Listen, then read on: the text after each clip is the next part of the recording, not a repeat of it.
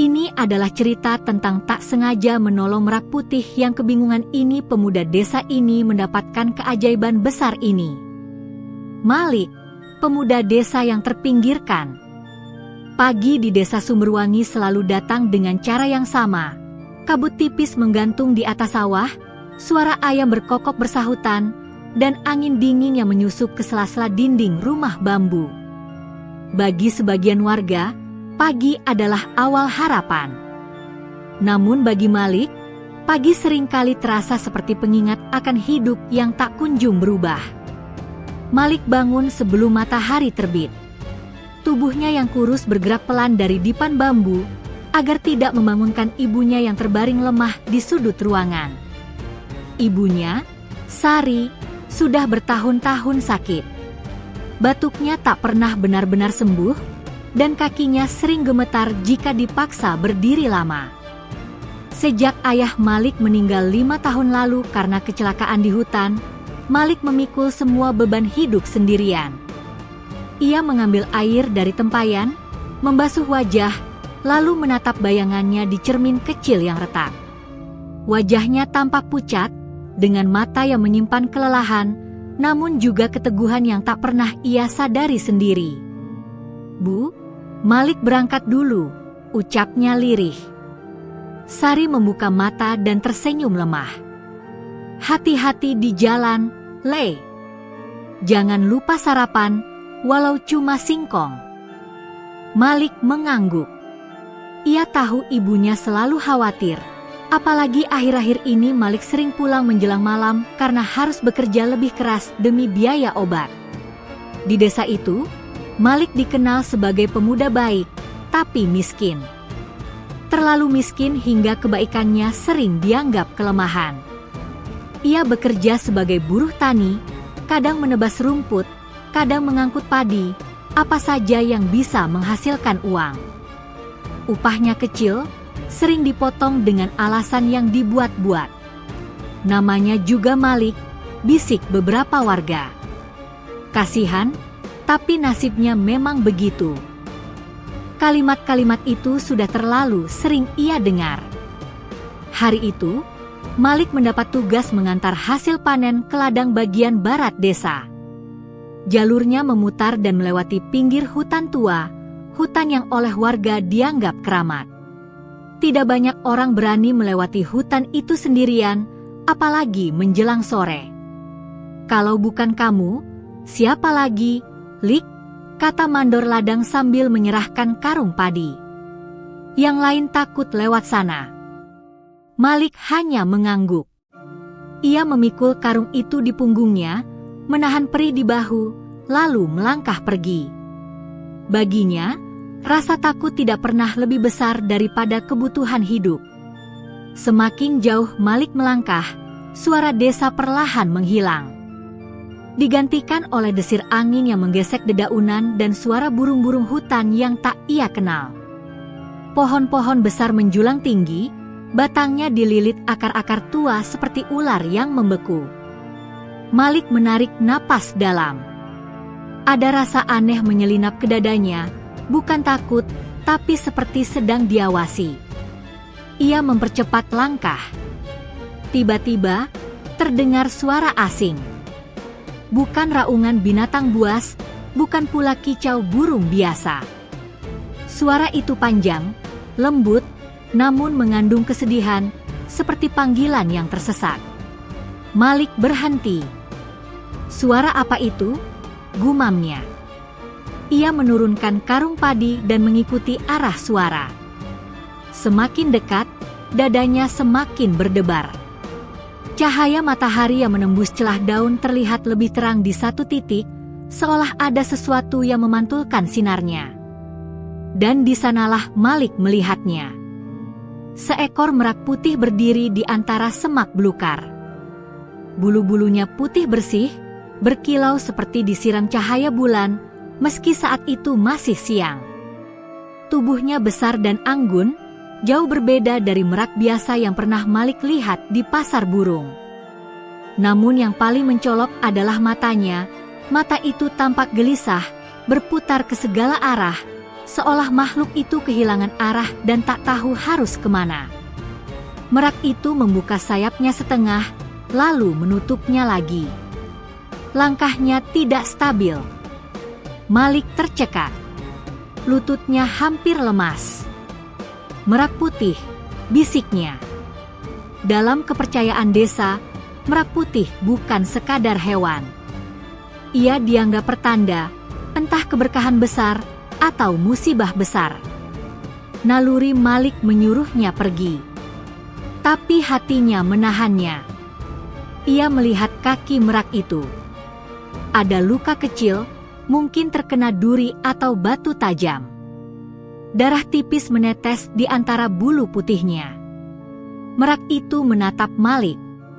Tidak ada rasa takut di matanya. Yang ada justru harap. Dengan tangan gemetar, Malik melangkah mendekat. "Tenang, aku tidak akan menyakitimu," ucapnya pelan, seolah merak itu bisa mengerti. Anehnya, merak itu tidak lari. Malik merobek sedikit kain bajunya, membasahi dengan air dari botol minumnya, lalu perlahan membersihkan luka di kaki merak itu. Saat jarinya menyentuh kaki sang merak, hawa hangat menjalar ke tubuh Malik, membuat bulu kuduknya berdiri. Angin tiba-tiba berhenti. Hutan menjadi sunyi. Seberkas cahaya lembut jatuh tepat di tempat mereka berdiri. Malik menelan ludah. "Ya Allah," gumamnya, setengah takut, setengah pasrah. Merak putih itu mengeluarkan suara pelan, bukan lagi terdengar sedih, melainkan tenang. Seolah mengucapkan terima kasih. Tanpa Malik sadari, di saat itulah takdirnya mulai berubah. Ia belum tahu bahwa keputusan kecil, menolong tanpa pamrih, akan membuka pintu keajaiban besar yang akan mengubah hidupnya, desanya, dan orang-orang di sekitarnya selamanya. Dan di tengah hutan keramat itu, Malik, pemuda desa yang selama ini dianggap tak berarti, baru saja dipilih oleh takdir. Bayangan keajaiban di balik bulu putih. Hutan itu tidak lagi terasa sama bagi Malik. Setelah membersihkan luka di kaki merak putih, Malik berdiri terpaku beberapa saat. Dadanya naik turun, napasnya terasa lebih berat dari biasanya.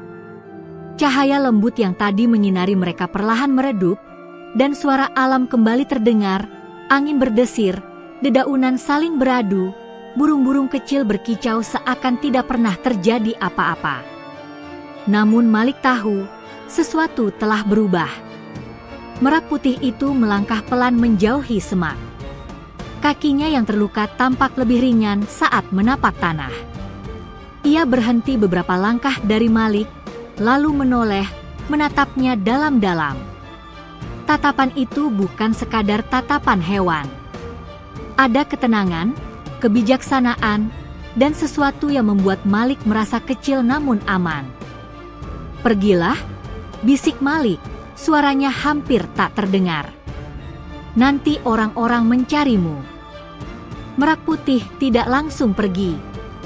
Ia justru mengembangkan ekornya setengah, memperlihatkan bulu-bulu putih berkilau seperti mutiara. Cahaya matahari yang menembus sela dedaunan memantul di setiap helai bulu, menciptakan pemandangan yang membuat Malik menahan napas. Lalu, tanpa suara, merak itu berbalik dan berjalan masuk ke dalam hutan yang lebih lebat. Dalam beberapa detik, tubuhnya menghilang di balik pepohonan tua. Malik berdiri lama, seakan takut jika ia bergerak, semua yang baru saja terjadi akan lenyap seperti mimpi. "Apa aku berhalusinasi?" gumamnya. Namun rasa hangat di telapak tangannya, tempat ia menyentuh kaki merak putih, masih ada. Nyata. Hidup. Malik kembali memikul karung padi dan melanjutkan perjalanan. Namun langkahnya terasa ringan, pikirannya dipenuhi bayangan bulu putih yang berkilau. Ia merasa seperti sedang membawa rahasia besar yang tak bisa ia ceritakan pada siapapun. Saat Malik keluar dari hutan dan kembali ke jalur ladang, matahari mulai condong ke barat. Beberapa petani menoleh saat melihat Malik lewat. "Tumben kamu lama, Lik," kata salah satu dari mereka. "Nyasar." Malik tersenyum kaku. Sedikit. Ia tidak berani berkata lebih. Malam itu, Malik pulang dengan tubuh lelah, tapi hatinya gelisah. Ibunya menyambutnya dengan senyum lemah. "Kamu kenapa, Le? Wajahmu pucat," tanya Sari sambil menyentuh dahi Malik. "Tidak apa-apa, Bu. Cuma capek," jawab Malik, meski pikirannya jauh melayang ke hutan. Setelah makan malam sederhana, Malik berbaring. Namun matanya sulit terpejam. Setiap kali ia memejamkan mata, bayangan merak putih muncul kembali, tatapannya, cahaya di sekelilingnya, dan suara hutan yang tiba-tiba sunyi. Tanpa ia sadari, Malik tertidur. Dalam tidurnya, Malik bermimpi. Ia kembali berada di hutan keramat, namun kali ini hutan itu lebih terang. Pohon-pohon bersinar lembut, dan tanah terasa hangat di telapak kakinya. Di hadapannya berdiri merak putih yang sama, namun ukurannya tampak lebih besar, lebih agung. Merak itu membuka ekornya sepenuhnya. Cahaya putih keemasan memancar, membuat Malik menutup mata. Saat ia membukanya kembali, ia mendengar suara, bukan dari mulut, melainkan langsung di dalam hatinya. "Kebaikan yang kau lakukan hari ini bukanlah kebetulan." Malik tersentak. Siapa kamu?" "Aku penjaga jalan. Dan kau telah memilih untuk menolong, bukan menjauh." Malik ingin bertanya banyak hal, namun kata-katanya tertahan. Dadanya terasa penuh oleh perasaan yang sulit dijelaskan. Takut, kagum, dan damai bercampur menjadi satu. "Jangan takut pada apa yang akan datang," lanjut suara itu. "Namun ingatlah, setiap karunia adalah ujian." Cahaya itu perlahan memudar. Merak putih menatap Malik sekali lagi, lalu berubah menjadi ribuan partikel cahaya yang berterbangan ke langit. Malik terbangun dengan napas terengah. Keringat membasahi keningnya. Namun ada sesuatu yang berbeda. Dadanya terasa ringan, dan pikirannya jernih, seolah baru selesai berdoa panjang. Keesokan paginya, keanehan mulai terjadi. Saat Malik membantu seorang tetangga memperbaiki pematang sawah, tanah yang biasanya mudah longsor tiba-tiba menjadi kokoh. Air irigasi mengalir lebih lancar dari biasanya. Para petani saling berpandangan, heran. "Seperti habis dibersihkan entah oleh siapa," kata mereka. Malik hanya diam. Di rumah, ibunya tampak lebih segar. Batuknya berkurang, dan wajahnya tidak sepucat biasanya. "Bu, bagaimana perasaan ibu hari ini?" tanya Malik. Sari tersenyum. "Aneh, Le. Badanku lebih enak. Seperti habis mimpi baik." Hati Malik bergetar. Sore harinya, saat Malik duduk sendirian di tepi sawah, ia melihat bayangan putih di kejauhan. Merak putih itu berdiri di ujung pematang, menatapnya dari jauh. Tidak ada orang lain yang bereaksi. Seolah hanya Malik yang bisa melihatnya. Merak itu tidak mendekat. Ia hanya berdiri, tenang, lalu perlahan menghilang bersama cahaya senja. Sejak hari itu, Malik tahu satu hal pasti. Ia tidak lagi berjalan sendirian. Namun ia juga belum tahu bahwa bayangan keajaiban itu akan segera mengundang rasa iri, ketakutan, dan ketamakan manusia yang kelak menguji ketulusan hatinya jauh lebih keras daripada kemiskinan yang pernah ia alami. Dan di balik bulu putih yang indah itu, tersimpan kekuatan yang tidak boleh jatuh ke tangan yang salah. Jejak keajaiban di tanah desa. Pagi itu desa Sumberwangi terbangun dengan keheningan yang tidak biasa. Kabut masih menggantung rendah, namun udara terasa lebih segar, seolah hujan baru saja turun semalaman, padahal langit tak menunjukkan tanda-tanda hujan sama sekali. Malik berdiri di depan rumahnya, memandang sawah yang terbentang luas. Ada sesuatu yang membuat dadanya terasa hangat, seperti denyut lembut yang tak pernah ia rasakan sebelumnya. Ia menghela napas panjang, mencoba menenangkan diri. Ini hanya perasaanku saja, gumamnya. Namun perasaan itu tidak pergi. Saat Malik melangkah ke pematang sawah, ia melihat padi-padi yang baru ditanam tampak lebih hijau dari biasanya. Daunnya tegak, seakan mendapat tenaga baru. Beberapa petani sudah berada di sawah, saling berbincang dengan nada heran. Baru 2 hari ditanam, tapi kok segarnya seperti sudah seminggu? Iya, padahal pupuknya biasa saja. Malik menunduk. Hatinya berdebar. Ia teringat mimpi tentang Merak Putih dan kata-kata yang terngiang jelas di kepalanya. Setiap karunia adalah ujian. Ia melanjutkan bekerja seperti biasa, mencangkul, membersihkan gulma, membantu apa saja yang diminta. Namun kemanapun Malik pergi, hal-hal kecil yang aneh selalu mengikuti. Ketika ia mengangkat batu besar yang biasanya membutuhkan 2 orang, tubuhnya terasa ringan. Ketika ia menenangkan seekor sapi yang mengamuk, hewan itu mendadak jinak dan menurut. Bahkan anak kecil yang menangis keras tiba-tiba berhenti saat Malik menggendongnya. Malik ini aneh ya sekarang, bisik seorang ibu pada temannya. Seperti ada yang beda. Malik mendengar bisikan itu. Ia pura-pura tidak peduli, tapi dadanya semakin gelisah. Siang hari, Malik pulang lebih awal karena ibunya memintanya. Saat ia tiba, ia mendapati Sari sedang duduk di depan rumah, menyapu halaman, sesuatu yang sudah lama tak sanggup ia lakukan. "Bu, Ibu jangan capek-capek," seru Malik sambil berlari menghampiri. Sari tersenyum cerah. "Entah kenapa, badanku ringan sekali hari ini. Kakiku tidak gemetar seperti biasanya." Malik memegang tangan ibunya. Hangat, kuat. Air mata hampir jatuh dari matanya. Ia teringat kembali pada Merak Putih dan tanpa sadar menengadah ke langit, berbisik lirih, "Terima kasih." Namun keajaiban jarang datang tanpa bayangan. Sore itu, Malik diminta Pak Lurah membantu membenahi saluran air desa yang sudah lama tersumbat. Banyak warga berkumpul. Malik bekerja di bagian paling bawah, membersihkan lumpur dan akar yang menghambat aliran. Saat ia mencabut akar besar yang menutup saluran, air mengalir deras. Terlalu deras. Teriakan warga menggema. Airnya naik. "Tahan! Tahan!"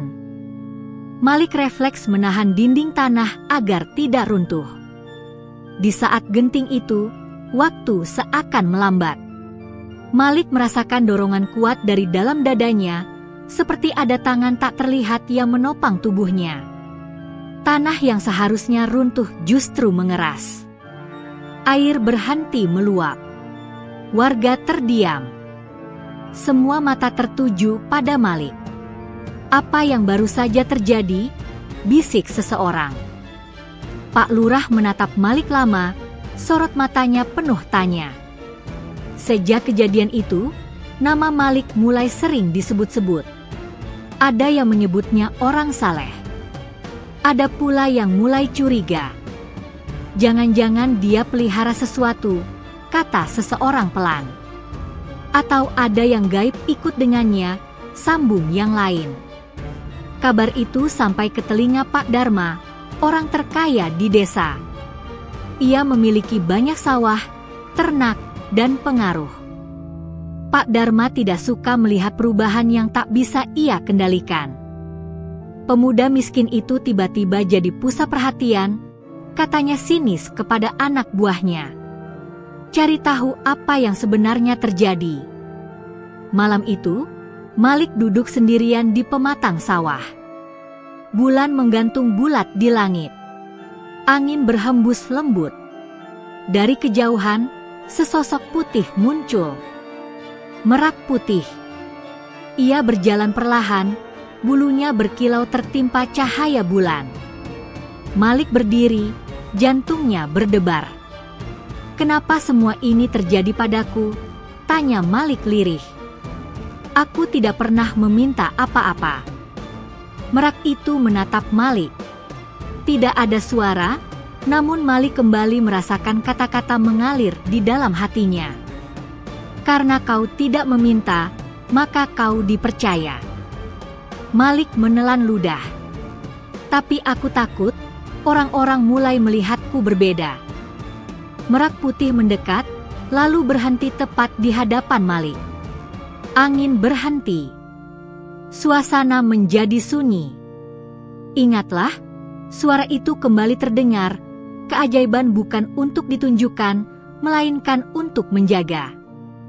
Merak putih kemudian berbalik dan melangkah pergi, meninggalkan jejak cahaya samar di tanah. Jejak itu perlahan menghilang, namun pesan itu tertanam kuat di hati Malik. Dari kejauhan, sepasang mata mengintai dari balik pohon. Pak Dharma berdiri diam, wajahnya tegang. Ia tidak melihat wujud Merak putih dengan jelas, hanya kilatan cahaya dan gerak aneh di sekitar Malik. Namun itu sudah cukup untuk menumbuhkan satu perasaan berbahaya di hatinya. Ketamakan. Dan sejak malam itu, jalan hidup Malik tak lagi sekadar tentang kemiskinan dan keajaiban, melainkan tentang pilihan, pengorbanan, dan ujian yang akan menentukan apakah cahaya itu akan tetap menjadi berkah atau berubah menjadi bencana. Saat keajaiban tak bisa lagi disembunyikan. Sejak malam ketika cahaya aneh terlihat di pematang sawah, desa Sumberwangi tidak pernah benar-benar tenang. Orang-orang masih bekerja seperti biasa, menanam padi, menggiring ternak, menimba air dari sumur, namun di balik rutinitas itu tersimpan kegelisahan yang tidak diucapkan. Nama Malik kini disebut dengan nada berbeda. Jika dulu disebut dengan rasa iba, kini ada bisik-bisik yang bercampur kagum, curiga, bahkan takut. Katanya dia bisa bikin tanah jadi keras. Ibunya yang sakit itu sekarang bisa jalan sendiri. Jangan-jangan Malik punya ilmu. Malik mendengar semua itu, meski tak seorang pun berani mengatakannya langsung di hadapannya. Ia tetap menunduk saat berjalan, tetap mengucap salam, tetap membantu siapapun yang meminta tolong. Namun hatinya semakin berat. Keajaiban terbesar justru terjadi pada orang yang paling ia cintai. Pagi itu, Malik terbangun oleh suara batuk ibunya, namun bukan batuk panjang dan menyakitkan seperti biasanya. Batuk itu pendek, lalu berhenti. Malik bangkit dan melihat Sari duduk di tepi dipan, wajahnya tampak segar. "Bu?" Malik mendekat, cemas. Sari tersenyum sambil berdiri perlahan. Tidak ada gemetar. Tidak ada rasa sakit yang biasanya membuatnya meringis. "Le, Ibu ingin ke dapur sendiri." Malik terpaku. Air matanya menggenang. Seharian itu, Sari berjalan ke sana kemari. Ia memasak, menyapu, bahkan menjemur pakaian. Para tetangga yang melihatnya terbelalak. Bukannya Sari sakit menahun. Ini benar-benar Sari. Berita kesembuhan Sari menyebar cepat. Orang-orang mulai berdatangan ke rumah Malik. Ada yang ingin memastikan, ada yang ingin minta doa, ada pula yang hanya ingin melihat dengan mata kepala sendiri. Malik merasa rumah kecilnya menjadi terlalu sempit. "Malik, doakan anakku," pinta seorang ibu sambil menangis. "Malik, sentuh ini, kakiku sudah lama sakit," pinta yang lain. Malik panik. Saya tidak punya ilmu apa-apa, katanya jujur. Namun ketika ia membantu mereka dengan niat tulus, sekadar mengantarkan, memijat ringan, atau menemani, beberapa dari mereka benar-benar merasa lebih baik. Malik sendiri tidak tahu bagaimana itu bisa terjadi. Di tempat lain, Pak Dharma mengamati semuanya dari kejauhan. Ia duduk di beranda rumah besarnya, wajahnya mengeras setiap kali mendengar kabar tentang Malik.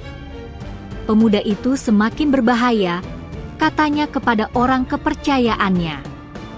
Kalau orang-orang lebih percaya padanya daripada padaku, pengaruhku bisa hilang.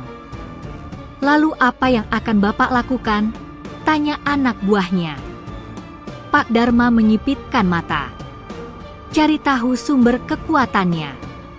Apapun itu, harus jadi milikku. Malam itu, hujan turun deras. Langit bergemuruh.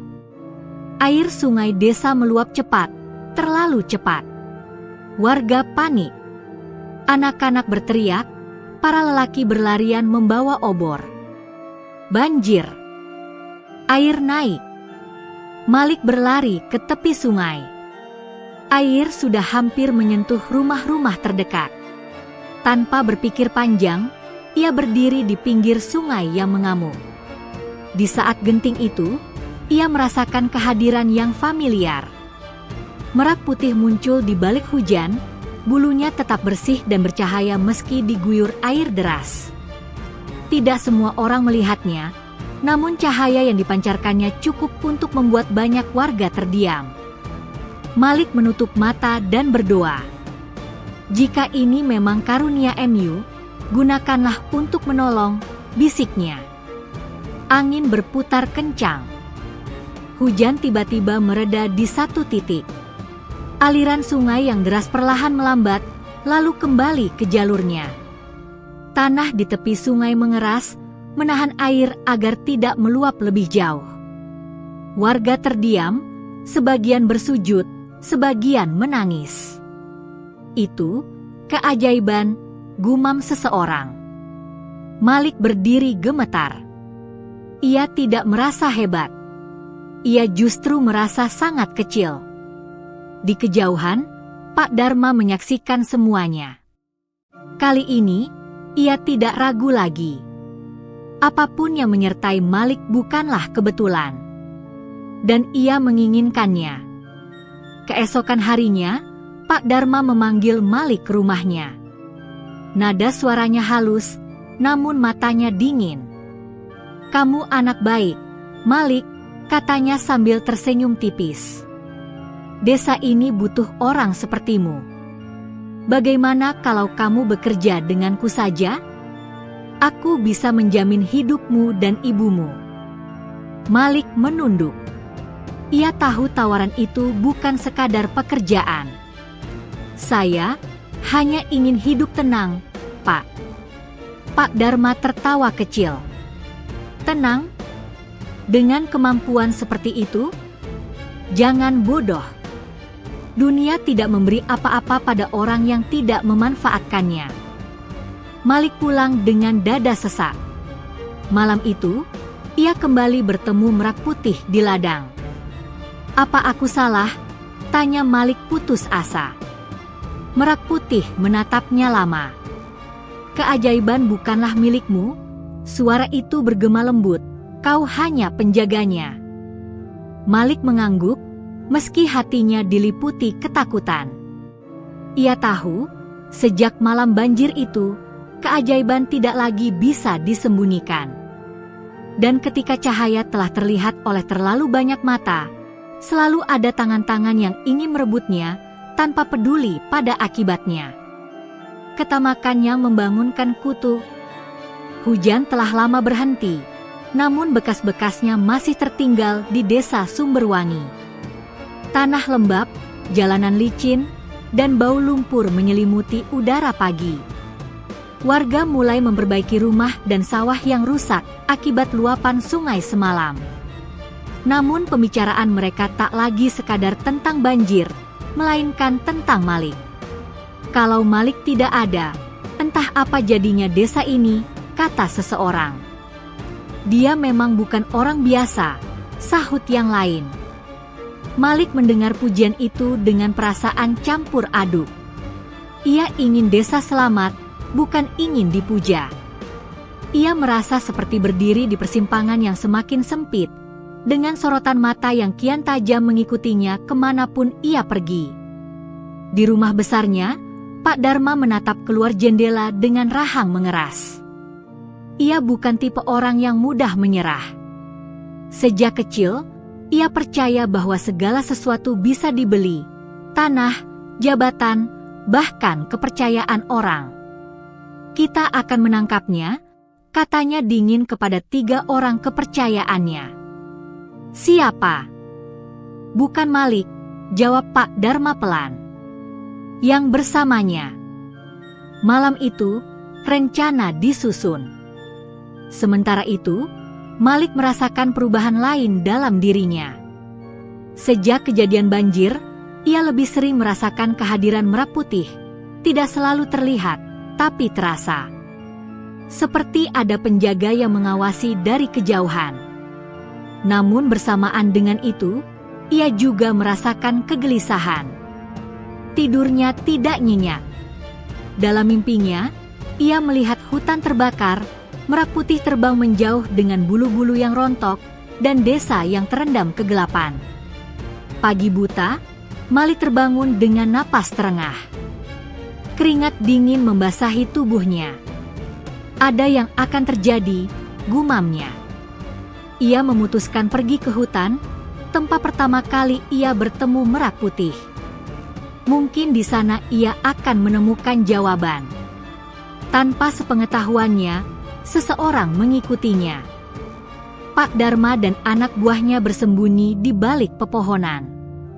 Mereka membawa jaring besar, lampu senter, dan senjata tradisional.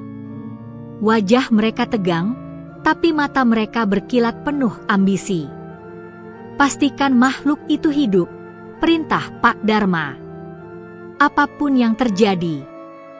Di dalam hutan, Malik berhenti di sebuah tanah lapang kecil. Angin berhembus pelan. Cahaya matahari menembus celah dedaunan, menciptakan pola terang dan gelap di tanah. Kalau kau di sini, muncullah, bisik Malik. Sejenak, tidak ada jawaban. Lalu, dari balik pepohonan, Merah Putih melangkah keluar. Bulunya tampak lebih bercahaya dari biasanya, namun ada kesan waspada dalam gerakannya. Malik tersenyum lega. Aku hanya ingin memastikan kau baik-baik saja. Tiba-tiba, suara langkah kaki memecah keheningan. Merah Putih mendesis pelan. Jaring dilempar. Segalanya terjadi terlalu cepat. Merah Putih melompat, bulu-bulunya berkibar, cahaya menyilaukan menyebar ke segala arah. Malik berteriak, mencoba menghadang. Jangan! Hentikan! Namun anak buah Pak Dharma terus maju. Jaring itu mengenai salah satu sayap Merah Putih. Makhluk itu mengeluarkan suara nyaring, bukan teriakan kesakitan, melainkan peringatan. Tanah bergetar. Angin berputar kencang. Pohon-pohon bergoyang hebat. Pak Dharma mundur setengah langkah, namun ambisinya mengalahkan rasa takut. Pegang. Jangan lepas.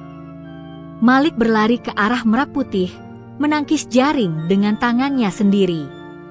Ia terjatuh, kulitnya tergores, darah mengalir di lengannya. Kalau kau ingin sesuatu darinya, teriak Malik, lewati aku dulu. Merah Putih menatap Malik. Cahaya di tubuhnya berubah, menjadi lebih hangat, lebih dalam. Untuk pertama kalinya, Malik merasakan kemarahan dari makhluk itu. Kemarahan yang tidak liar, namun sangat kuat. Langit mendadak menggelap. Petir menyambar tanah di dekat kaki Pak Dharma. Anak buahnya berteriak panik, menjatuhkan jaring dan berlari tunggang langgang.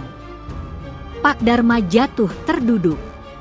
Wajahnya pucat. Merak putih mendekat ke arah Pak Dharma. Tatapannya tajam, menembus keserakahan yang bersemayam di dada lelaki itu. Malik berdiri tertatih. Jangan sakiti mereka. Merak putih berhenti. Suara itu kembali terdengar di hati Malik, kali ini lebih tegas dari sebelumnya. Kau masih memilih belas kasih, meski mereka datang dengan niat jahat. Cahaya menyelimuti Merak putih, lalu perlahan meredup. Jaring terlepas dengan sendirinya, dan merak itu mundur ke dalam hutan, meninggalkan keheningan yang mencekam. Pak Dharma terengah-engah. Ia hidup, namun tubuhnya gemetar hebat. Sejak malam itu, sesuatu berubah. Pak Dharma mulai sering sakit. Sawah-sawahnya diserang hama. Orang-orang kepercayaannya satu persatu menjauh, diliputi rasa takut. Sementara Malik, meski luka-lukanya sembuh, hatinya semakin berat.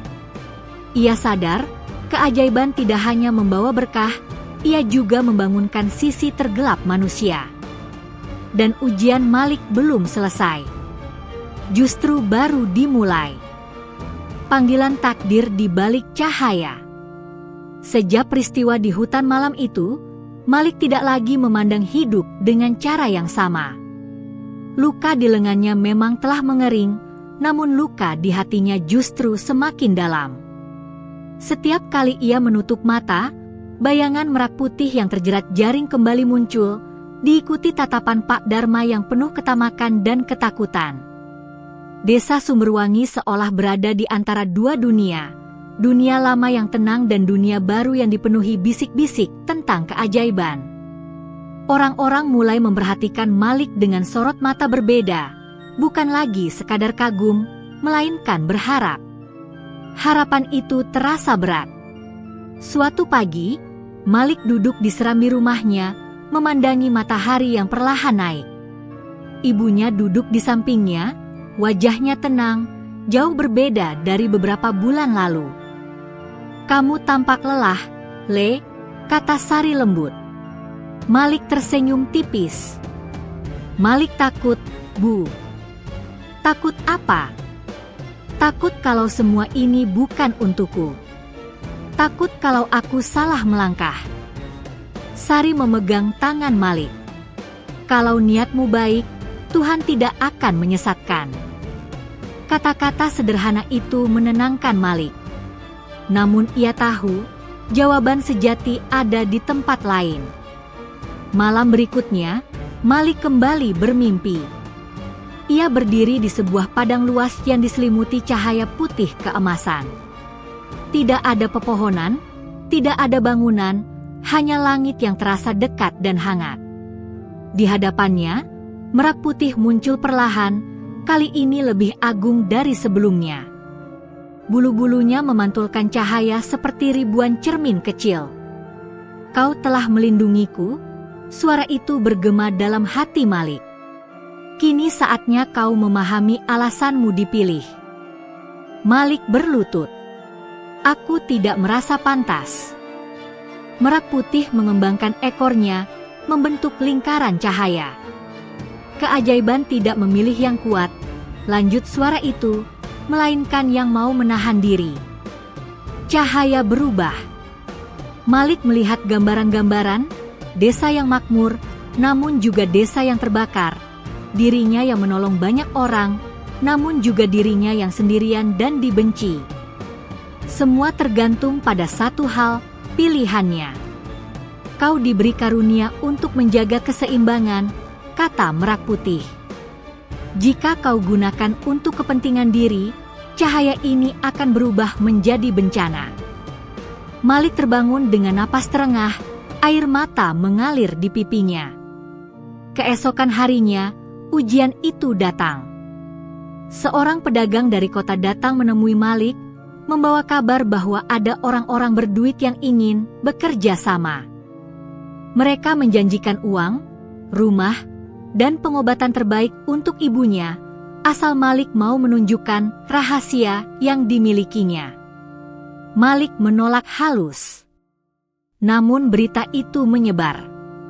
Orang-orang mulai berdatangan, tidak lagi hanya untuk meminta tolong, tapi untuk menuntut.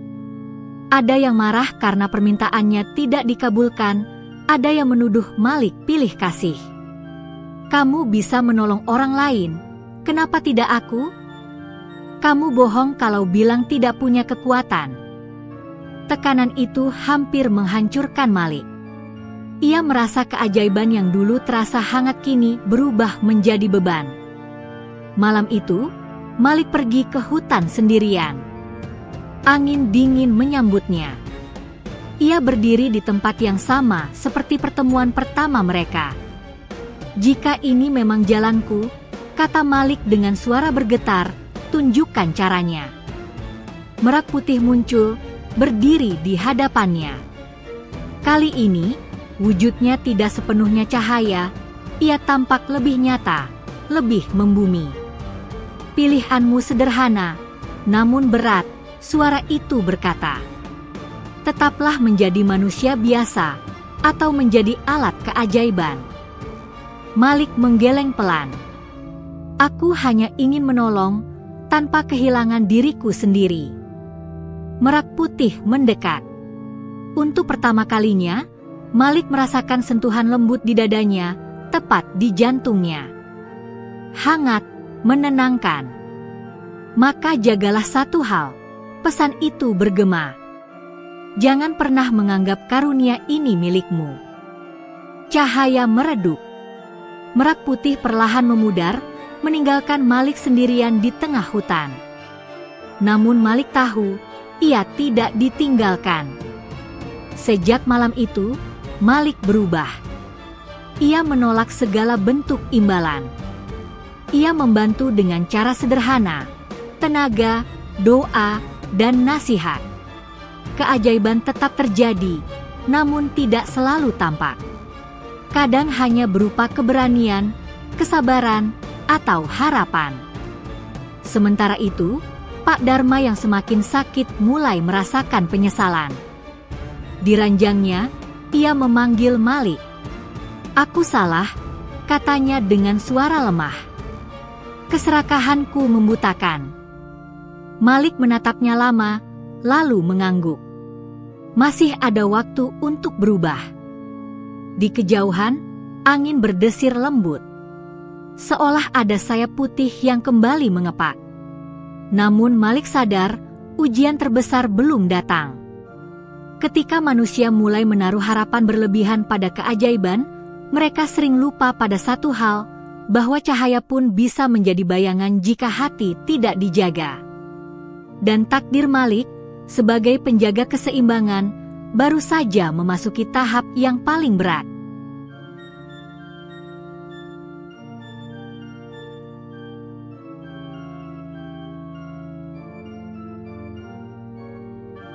Saat cahaya dianggap dosa, Desa Sumberwangi berubah wajah. Jika dulu keajaiban membawa harapan, kini ia justru menumbuhkan ketakutan dan kecemburuan. Orang-orang mulai membagi diri mereka ke dalam dua kubu, yang percaya Malik adalah anugerah, dan yang meyakini ia adalah sumber petaka. Bisik-bisik berkembang menjadi tuduhan. Sejak Malik itu ada, desa kita tidak pernah benar-benar tenang. Banjir, hama, orang sakit, jangan-jangan itu karena makhluk yang dia pelihara. Mana mungkin pemuda miskin tiba-tiba punya kuasa seperti itu tanpa bantuan yang salah. Malik merasakan perubahan itu setiap kali ia melangkah keluar rumah. Sapaan yang dulu hangat kini menjadi dingin. Anak-anak ditarik menjauh darinya. Bahkan beberapa tetangga menutup pintu saat ia lewat. Ibunya, Sari, mencoba menenangkan. Biarkan saja, Le. Kebenaran tidak perlu dibela dengan teriakan. Namun Malik tahu, badai belum datang sepenuhnya. Pada suatu sore, saat Malik membantu memperbaiki rumah seorang janda tua, tiba-tiba terdengar teriakan dari arah sawah. Sekelompok warga berlarian menuju balai desa. Wajah mereka panik. Hama menyerang sawah Pak Darma. Padi rusak semua. Dalam hitungan jam, kabar itu menyebar. Sawah-sawah Pak Darma yang luas rusak parah, sementara sawah warga lain relatif aman. Kecurigaan segera mengarah pada satu nama, Malik. Malam itu, rapat darurat digelar di balai desa. Obor menyala. Wajah-wajah tegang berkumpul, dipimpin Pak Lurah yang tampak ragu. "Ini bukan tuduhan," kata seseorang lantang, "tapi sejak Malik dekat dengan hal-hal gaib, desa kita terus diuji." Malik berdiri di tengah ruangan. Tangannya dingin. "Aku tidak pernah berniat jahat," katanya pelan. "Aku hanya menolong semampuku." "Tapi kenapa sawah Pak Darma yang rusak?" sahut yang lain. "Kenapa tidak sawahmu?" Pak Darma, yang kini terlihat lemah dan pucat, duduk di sudut ruangan. Namun sorot matanya penuh kepahitan. Ia tidak membela Malik. Diamnya justru menjadi api. Situasi memanas. "Kalau dia bersih," teriak seseorang, berani sumpah di hadapan semua orang. Malik menunduk. Ia tidak ingin bersumpah demi membuktikan diri. Ia tahu kebenaran tidak selalu diterima. Akhirnya keputusan diambil bukan oleh hukum, melainkan oleh ketakutan. Malik diminta meninggalkan desa untuk sementara waktu. "Demi ketenangan bersama," kata Pak Lurah dengan suara berat. "Sampai keadaan membaik." Ibunya menangis saat mendengar keputusan itu. "Kalian mengusir orang baik," teriak Sari, suaranya gemetar. "Anakku tidak pernah mencelakai siapapun." Namun suara seorang ibu kalah oleh suara banyak orang. Malam itu, Malik mengemasi barang seadanya. Ia mencium tangan ibunya, memeluknya erat. "Jangan takut, Bu," katanya lirih. "Malik akan kembali jika waktunya tiba." Ia melangkah pergi di bawah langit gelap, ditemani cahaya bulan yang redup. Tidak ada merak putih. Tidak ada suara penenang. Hanya sunyi. Di hutan, Malik jatuh berlutut.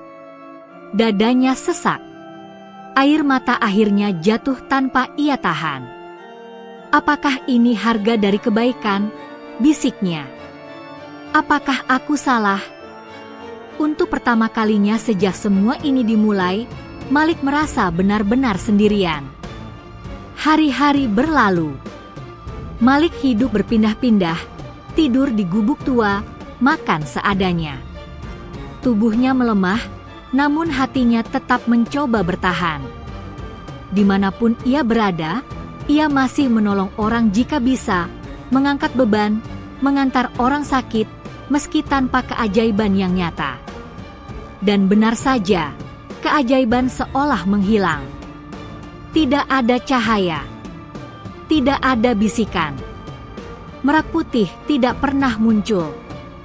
Malik menerima semuanya dengan pasrah. Suatu malam, di tengah kelelahan, Malik menemukan seorang anak kecil tersesat di pinggir hutan. Anak itu demam tinggi dan menangis memanggil ibunya. Tanpa ragu, Malik menggendongnya sepanjang malam, mencari rumahnya. Meski tubuhnya gemetar, Malik tidak berhenti.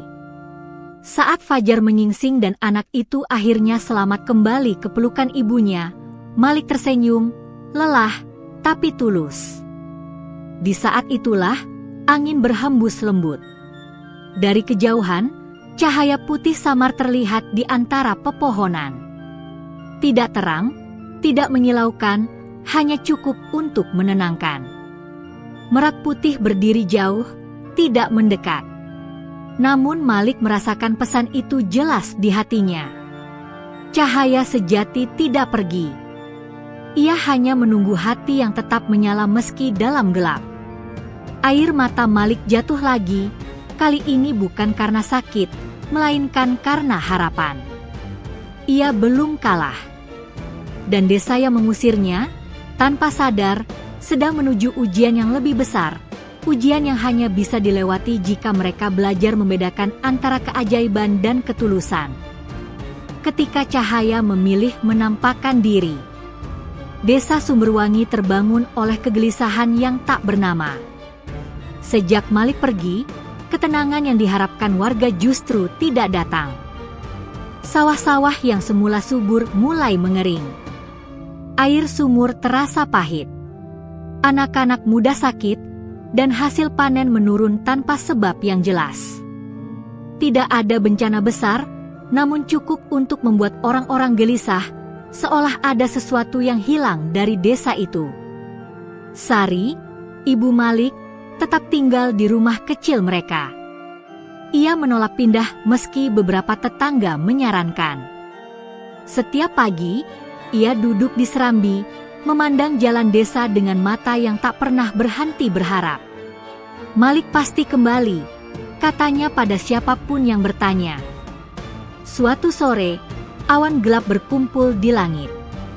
Angin berembus tak biasa. Warga mulai panik ketika sungai kembali meluap, lebih cepat dari sebelumnya. Air mengalir deras, membawa ranting dan lumpur. Ini lebih parah dari yang kemarin. Kita tidak siap. Pak Lurah berteriak memberi perintah, namun suaranya tenggelam oleh gemuruh air. Di tengah kekacauan itu, Sari berdiri di depan rumahnya, menengadah ke langit. Dengan suara bergetar, ia berdoa. Jika memang anakku salah, hukumlah dia. Tapi jika ia benar, kembalikanlah dia demi desa ini. Angin tiba-tiba berhenti. Di kejauhan, dari arah hutan, terdengar suara yang tidak pernah didengar warga sebelumnya. Panjang, lembut, namun menggetarkan. Cahaya putih muncul di batas desa. Warga terdiam. Dari balik cahaya itu, seekor merak putih melangkah perlahan. Bulu-bulunya bersinar seperti perak diterpa hujan. Untuk pertama kalinya, semua orang melihatnya dengan mata kepala sendiri. Jeritan tertahan berubah menjadi isak tangis dan sujud. Ini nyata. Makhluk itu benar-benar ada. Merak putih berjalan ke tengah lapangan desa. Di setiap langkahnya, air yang meluap surut perlahan. Tanah yang becek mengeras. Angin kembali sejuk. Lalu, dari balik kerumunan, sesosok tubuh kurus melangkah tertatih. Malik. Wajahnya lebih tirus, bajunya lusuh, namun sorot matanya tetap tenang. Ia menatap desa yang dulu ia tinggalkan, desa yang kini menatapnya dengan rasa bersalah dan takzim. Sari berlari menghampirinya, memeluknya erat. Tangis mereka pecah. "Maafkan kami, Lik," terdengar suara dari kerumunan. Merak putih mengembangkan sayapnya. Cahaya lembut menyelimuti desa. Tidak ada suara kata, namun setiap orang merasakan pesan yang sama di hati mereka. Kebaikan yang diusir akan membawa kehilangan. Ketulusan yang diterima akan membawa keselamatan. Pak Dharma jatuh berlutut. Air matanya bercampur lumpur. "Aku yang bersalah. Keserakahanku membawa semua ini." Malik melangkah mendekat. Ia menunduk, bukan sebagai orang yang menang, melainkan sebagai manusia yang mengampuni. "Kesalahan bukan akhir," kata Malik pelan. "Selama kita mau berubah." Merak putih menatap Malik lama. Untuk pertama kalinya, makhluk itu mengangguk. Hujan berhenti. Langit perlahan cerah. Desa kembali tenang, namun kini dengan kesadaran baru. Malam itu, seluruh warga berkumpul. Tidak ada obor kemarahan, hanya lampu-lampu kecil dan doa. Malik berdiri di tengah mereka, bukan sebagai penyelamat, melainkan sebagai pengingat. Keajaiban ini bukan milikku, katanya. Ia datang karena kita mau menolong tanpa pamrih. Merak putih berdiri di kejauhan, perlahan memudar bersama cahaya malam. Tidak pergi sepenuhnya, hanya kembali menjadi penjaga yang tak selalu terlihat. Desa Sumberwangi selamat. Namun Malik tahu, ini bukan akhir. Cahaya yang menampakkan diri selalu menuntut satu hal terakhir, kesiapan untuk melepaskan. Dan perpisahan yang paling berat sudah menunggu. Perpisahan di bawah langit purnama. Desa Sumberwangi perlahan kembali bernapas.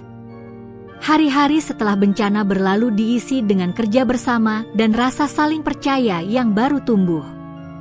Sawah-sawah diperbaiki, rumah-rumah dibenahi, dan senyum mulai kembali menghiasi wajah warga. Namun di balik ketenangan itu, Malik menyimpan kegelisahan yang tak terucap. Merak putih belum muncul lagi sejak malam penyelamatan desa. Malik sering berdiri di tepi sawah atau berjalan ke hutan saat senja, berharap melihat kilau putih itu kembali. Bukan karena ia ingin keajaiban, melainkan karena ia merasa ada ikatan yang belum benar-benar dilepaskan. Suatu malam purnama, saat bulan menggantung bulat sempurna di langit, Malik merasakan panggilan itu. Tidak berupa suara, tidak berupa mimpi, hanya getaran halus di dadanya. Ia pamit pada ibunya dan melangkah menuju hutan keramat. Udara malam terasa hangat, berbeda dari biasanya. Cahaya bulan menembus sela pepohonan, menciptakan lorong cahaya alami yang seolah menuntunnya.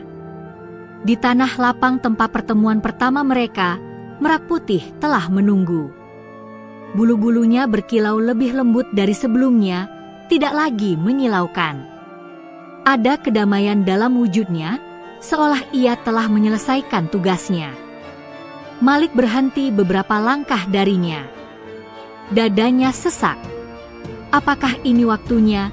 Tanya Malik pelan. Merak putih mengembangkan ekornya perlahan. Cahaya putih keperakan menyelimuti sekeliling mereka. Untuk terakhir kalinya, suara itu mengalir jelas di hati Malik. Tugasmu telah kau jalani tanpa meminta balasan. Air mata Malik jatuh. Aku belum merasa pantas. Justru karena itu kau pantas, jawab suara itu lembut. Cahaya berubah menjadi gambaran-gambaran, desa yang damai, anak-anak berlari di sawah, ibunya tersenyum sehat, dan Malik sendiri, tua, tenang, dikelilingi orang-orang yang menghormatinya bukan karena keajaiban, melainkan karena kebijaksanaan. Keajaiban sejati bukan lagi pada kehadiranku, lanjut suara itu, melainkan pada pilihan-pilihan kecil yang akan kau ambil setiap hari. Malik berlutut. Tangannya gemetar. Apakah aku akan melihatmu lagi? Merak putih menatapnya lama. Lalu, untuk pertama kalinya, ia mendekat dan menyentuhkan ujung sayapnya ke dada Malik. Hangat. Menenangkan. Seperti restu. Aku akan selalu ada, selama ada hati yang tulus. Angin berhembus pelan. Cahaya di tubuh Merak putih semakin terang, lalu perlahan terurai menjadi ribuan partikel cahaya yang terangkat ke langit. Bulu-bulu putih jatuh satu persatu, namun lenyap sebelum menyentuh tanah. Malik menatap langit hingga cahaya terakhir menghilang. Ia tidak merasa kehilangan. Ia merasa utuh. Keesokan paginya, Malik kembali ke desa. Warga menyambutnya dengan hormat, namun Malik tidak mengubah sikapnya. Ia tetap membantu di sawah, tetap duduk bersama warga di malam hari, tetap menjadi Malik yang sederhana. Namun ada sesuatu yang berbeda, ketenangan yang tak tergoyahkan. Pak Dharma, yang kini banyak merenung, mendatangi Malik. Aku ingin menebus kesalahanku, katanya. Ajarkan aku, bukan keajaiban, tapi cara hidupmu. Malik tersenyum. Mulailah dengan jujur. Musim berganti. Desa Sumberwangi menjadi dikenal sebagai desa yang damai. Orang-orang dari luar datang, bukan mencari mukjizat, melainkan ingin belajar kebersamaan. Tentang Merak Putih, tidak ada lagi yang melihatnya secara jelas. Ia menjadi cerita, legenda, dan doa yang berbisik di antara angin malam. Dan setiap kali Malik menatap bulan purnama, ia tahu perpisahan itu bukan akhir, melainkan awal dari hidup yang dijalani dengan penuh kesadaran. Sebab keajaiban terbesar telah berpindah tempat. Dari cahaya di hutan ke dalam hati manusia. Warisan cahaya yang tak terlihat. Waktu berjalan dengan cara yang nyaris tak terasa di desa Sumberwangi. Setelah perpisahan Malik dengan Merak Putih, desa itu tumbuh bukan menjadi tempat yang ramai oleh cerita ajaib, melainkan menjadi desa yang dikenal karena ketenangan dan kebersamaannya. Orang-orang luar datang bukan membawa permintaan, tetapi pertanyaan, bagaimana sebuah desa kecil bisa hidup rukun tanpa rasa iri dan serakah. Malik tidak pernah mengaku sebagai penyebab perubahan itu. Ia tetap tinggal di rumah kecil bersama ibunya, Sari. Setiap pagi ia berangkat ke sawah, menanam padi dengan tangannya sendiri. Setiap sore ia duduk di surau, mengajarkan anak-anak membaca dan memahami hidup dengan bahasa sederhana. "Apa rahasia desa ini, Lik?" tanya seorang pendatang suatu hari. Malik hanya tersenyum. "Kami belajar berhenti meminta lebih dari yang kami perlukan." Musim demi musim berlalu. Ibu Malik menua dengan tenang, dikelilingi kasih sayang. Hingga suatu malam, saat hujan turun lembut, Sari berpulang dalam tidurnya, wajahnya tersenyum, seolah telah melihat sesuatu yang indah. Malam itu, Malik duduk sendirian di halaman rumah. Bulan tertutup awan, namun hatinya terang. Ia tidak menangis dengan keras. Ia tahu, perpisahan adalah bagian dari amanah. Saat ia menengadah ke langit, angin berdesir lembut. Untuk sesaat, ia melihat kilau putih melintas di antara awan, sekilas, samar, namun cukup untuk membuatnya tersenyum. Tahun-tahun berikutnya, Malik menjadi sosok yang dicari untuk nasihat, bukan karena ia tahu segalanya, melainkan karena ia mendengarkan sepenuh hati. Desa Sumberwangi berkembang perlahan, tanpa meninggalkan akarnya. Suatu hari, seorang bocah kecil tersesat di pinggir hutan. Warga mencarinya panik. Malik ikut menyusuri jalan setapak, mengingatkan dirinya pada masa lalu.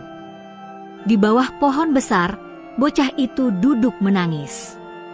Di sampingnya, seekor burung kecil berwarna putih keabu-abuan, tak bercahaya, tak istimewa di mata siapapun. Namun Malik tahu. Ia berlutut, menenangkan bocah itu. "Kau tidak sendirian," katanya. Saat bocah itu menatap Malik, matanya berbinar. "Om, burung ini menolong aku." Malik tersenyum lebar, bukan karena keajaiban, tetapi karena kesinambungan. Desa tidak gempar. Tidak ada cahaya menyilaukan. Tidak ada air yang surut secara ajaib. Namun malam itu, angin terasa lebih sejuk, dan bulan muncul lebih terang. Pada usia senjanya, Malik sering duduk di beranda rumah, memandang sawah yang menguning. Anak-anak dan cucu-cucu warga berlarian, tertawa tanpa takut akan hari esok. Suatu malam purnama, Malik merasakan kelelahan yang lembut. Ia berbaring, memejamkan mata, dan dalam keheningan itu, ia mendengar suara yang sangat ia kenal. "Terima kasih telah menjaga cahaya." Dalam mimpinya, Malik berjalan di hutan yang dulu sunyi. Di hadapannya berdiri Merak Putih, tak berubah oleh waktu. Tidak ada perpisahan kali ini, hanya senyum dan ketenangan. Ketika pagi tiba, Malik telah pergi dengan damai. Desa Sumberwangi tidak berduka dengan putus asa. Mereka berkumpul, berdoa, dan melanjutkan hidup seperti yang Malik ajarkan dengan rendah hati dan rasa cukup. Bertahun-tahun kemudian, cerita tentang Malik dan Merak Putih diceritakan pada anak-anak sebagai pengantar tidur. Tidak sebagai dongeng keajaiban, melainkan sebagai kisah tentang pilihan. Bahwa keajaiban terbesar bukanlah makhluk bercahaya, melainkan manusia yang memilih tetap baik, bahkan saat tidak ada yang melihat. Di suatu malam yang sunyi, jika kau berdiri di tepi hutan dan mendengarkan angin dengan hati yang bersih, mungkin kau akan mendengar suara lembut. Bukan suara Merak Putih, melainkan suara nurani. Dan itulah warisan cahaya yang tak pernah padam.